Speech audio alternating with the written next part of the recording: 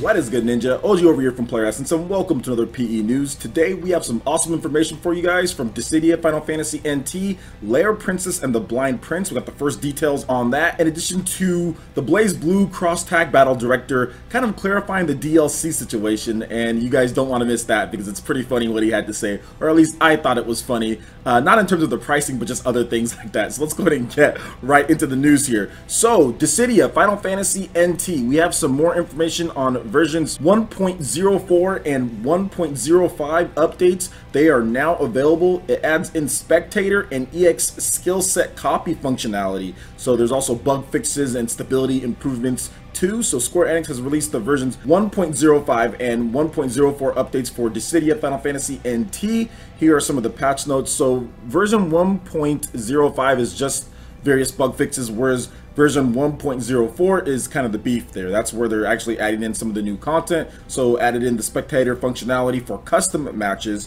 added in the ability to copy the EX skill sets between characters during customization, which is going to be a big help and kind of one of those little annoyance things when it comes to the game, just kind of making things a little bit smoother when it comes to customizing your character and getting in and out of the menus. And they also have improved stability with the game as well. Now we do have a little bit more of a detailed breakdown in terms of what each one does. So the added spectator functionality and the custom matches: by entering the battle as a spectator, you can watch the match from the player's point of view, as well as switch between various viewpoints. The total number of combined fighters and spectators per battle can be 24. You also have the EX skill copy functionality added in, so during the character customization, you can copy the entire EX skill sets from one character to any other. So like I said, once again, cuts down on the amount of time if you're just trying to customize your characters. And of course, Dissidia Final Fantasy NT is out now for the PlayStation 4, and I haven't really played much of the game. I know I played it like at GameStop. They had like a demo unit or something like that, and I know I played it before, and I think that it's an okay game, but based off of my playtime so far, definitely not worth the full 60 just to me. I know there's a lot of people out there that have bought it and are having fun with the game, but I definitely feel that I'm going to wait for a price drop on that, because you do have to pay for the PSN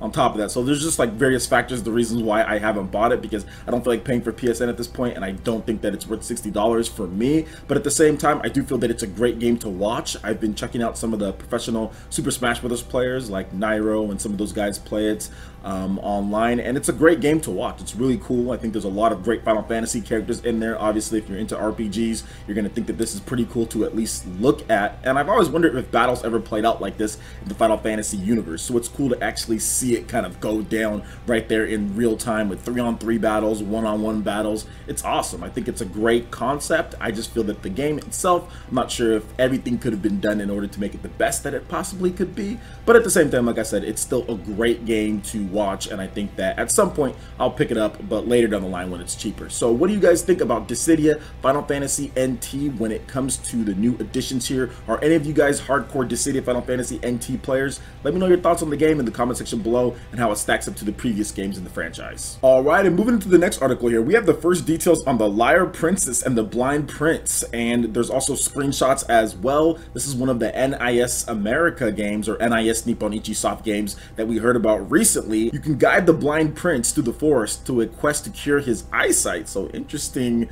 concept there. So Nippon Ichi Software has released the first official information and screenshots of Lair Princess and the Blind Prince, its upcoming action-adventure game about a wolf who can transform into a princess, guiding a blind prince through a forest in order to cure his eyesight. Wow, that's a very interesting premise. So you can solve puzzles and head to the witch's house. Lair Princess and the Blind Prince is a stage clear type action game. Players will solve puzzles by utilizing the ability to transform between a monster and a princess and guide the non-player character Prince to the goal. Stage skip features. So Lair Princess and the Blind Prince includes a stage skip feature, enabling players who are not good at puzzle and action games to enjoy the story. Okay, well, easy enough there. Also, once you clear a stage, you can play it again anytime, collect the items necessary to unlock side stories, and clear the puzzles at your own pace.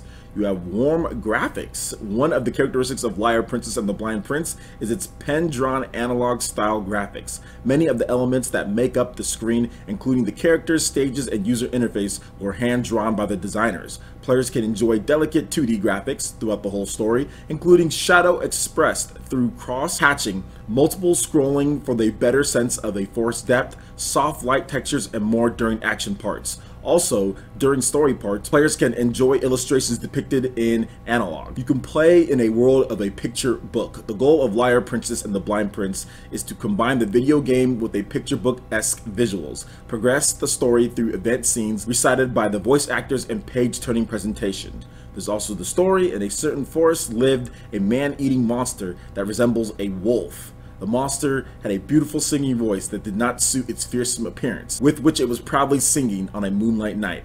However, that night was unlike any other night before. When the wolf monster finished singing from atop the slightly elevated crag, it suddenly heard applause. When the wolf looked back down below the crag, it saw a well-dressed boy looking up. He was a prince of a small country near the forest, but came to listen to the wolf's song. But the crag was an obstacle, as it seems that the prince was unable to see the wolf's appearance. So there's more to the story there. Don't want to go over everything, but this has a very unique and interesting art style to it. Very sleek presentation when it comes to the combat. I think the story is going to be really good based on what I've seen there and kind of what happens after what I told you there. Definitely check it out if you're into the story-based games, and even maybe if you're into the visual novel style of games. Heck, you can even skip everything, and those games are becoming more and more popular. More people are wanting to try out visual novels and things like that. So for me, this is definitely going to be a play. I want to check out some of the puzzle based and action that they do have in the game, and the story actually already has me intrigued based on what I've read here. At first I was kind of like, I'm not sure about this game, but the story is definitely looking good. So what do you guys think about Liar Princess and the Blind Prince? Let me know your thoughts in the comment section below. Alright, and moving into the final article here, we finally have some base pricing and some comments from the BlazBlue Cross Tag Battle director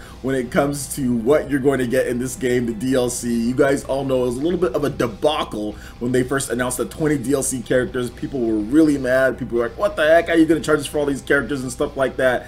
And yeah, so I think Arc System Works changed things up a bit when it comes to the pricing. I'm not sure what they had planned before because they didn't announce anything, but they did announce the pricing in the DLC, and they also admitted to some of the errors that they made when it comes to announcing the DLC and what you're going to get for free, what's going to be paid, what are the battle packs and all that. They probably should have just said, hey, here's the game, it's going to come with this, and then there's going to be DLC, we'll talk about it later, you know, like that's what they should have said. But they said all that, 20 characters and all that. But what the director said had me like dying laughing in terms of what he felt like if we did what everyone else told us to do. I thought it was hilarious. So anyway, let's go and get into this article here, then we'll talk about what he had to say. So BlazBlue Cross Tag Battle will cost $49.99 and will be released both physically and digitally in North America. Publisher Arc System Works has announced the 6 cross tag character packs, which includes 3 characters per pack, will cost $4.99 each. A cross tag character collection includes all 6 cross tag character packs, can be purchased for $19.99, so you get a nice discount, which is $9.95 less than purchasing each pack individually. The first cross tag character pack, which includes additional characters Platinum the Trinity, Ori, and Kanji Tatsumi, will be available for free for the first 2 weeks following release. And the digital deluxe edition, including the full game and all 6 cross tag character packs, will also be available for $69.99. So actually not too bad if you just go with that. 70 bucks and you pretty much get everything there. Now, speaking with Destructoid, BlazBlue Cross Tag Battle producer Toshimichi Ori discussed Arc System Works' faulty initial messaging regarding the downloadable content. Quote, "I'm in total agreement," Mori said. "We've been making efforts to make the price accessible for everyone, but we should have communicated it a lot more clearly though, so we didn't have that misunderstanding. Our first mistake was announcing fighter Blake as downloadable content before saying she was free. What should have happened is that we should have said Blake is coming as downloadable content for free. But because of so many events late last year and early this year, we wanted to announce things little by little. Unfortunately, the first announcement was muddled. We said Blake was downloadable content, but we should have announced it all at once. That caused confusion, and Arc is very sorry for that. But at the same time, not everyone is going to agree or understand what the developer thinks. From the development side, it's hard to convince everyone, but if we listen to everyone, we'll go bankrupt." And I just found that hilarious and very true. If they listen to what everyone says, they probably will go bankrupt. So what we can do is try to design downloadable content in a way where more people are understanding about it, which is basically all that we can do. I do agree with some people that downloadable content should be in the game to begin with, but thinking about the business side, that isn't always the case. As creators, it's always fun to continue developing for a certain title, but without the gamer support, it's hard. for more people to understand what downloadable content stands for, we can make efforts to clarify in the future how it fits into the game as a whole. Hopefully we'll create a broader perspective. Now, BlazBlue Cross Tag Battle is due out for the PS4, Nintendo Switch, and PC on May 31st in Japan and Asia, and June 5th in North America. And like I said, I agree with him and I disagree with some parts, but yes, I do agree that they need to make sure that they make things more clearly. Obviously, most gamers disagreed, myself included, in how it was announced, but at the same time, he's right. Like, if they were to include all these different characters in there, because players want to play the game, and you want to have all those different characters, it'd be great. But if they included all of that and the game doesn't sell as much, because these games don't sell like Super Smash Brothers. BlazBlue doesn't even sell like Street Fighter, okay? They might go bankrupt. They're going to go bankrupt if that's the case. So they do have to put in work to put in new characters, but that's work. That's time and effort in terms of balancing and hours and hours and hours of manpower. So they do have to make it in a way to where you feel like you get enough content and it's good,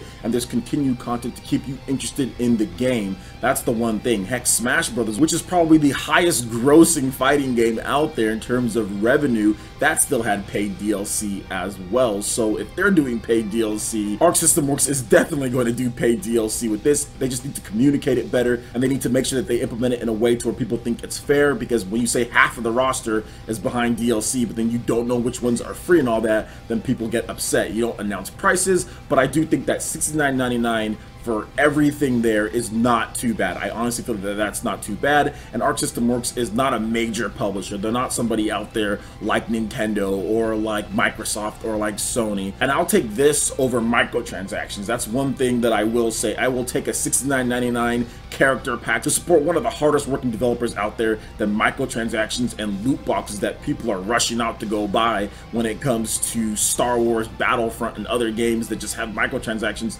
all over the place. So I'll take this over that. I understand that some people aren't necessarily going to agree. They feel that everything should just be in there and we should just get characters for free when you buy the game, but it's just not feasible from a business point considering how much these guys actually sell. But once again, I do understand that point. I just think they should have communicated it better and let us know about the free characters that we're going to be getting, you know, so people aren't saying, what, half the roster's locked behind DLC? So that's something that they just should have communicated better, and I agree. So what do you guys think about this whole thing in terms of what he had to say here? Are you still interested in BlazBlue Cross Tag Battle for the Nintendo Switch, PS4, PC? Let me know your thoughts in the comment section below. Alright, Ninja, that wraps it up for this video here. Go ahead and check out the link in the description below. We've got Facebook, we've got Twitter. Go ahead and give us a like and a follow on our social media. It really helps us spread the content of Player Essence across the interwebs in addition to YouTube. Also, make sure you check out our Patreon and YouTube Live Gaming page and consider supporting Player Essence. When you do so, it gets you access to all sorts of cool benefits, perks, rewards, and emails via YouTube sponsorship. So check out the link in the description below and consider supporting Player Essence right here on YouTube. Hit that like button if you did like this video. Lets me know you guys want more content like this going forward in the future. And subscribe to Player Essence for the latest RPG, Japanese, and Nintendo gaming news. Thank you so much for watching, and we'll catch you for the next video. Peace.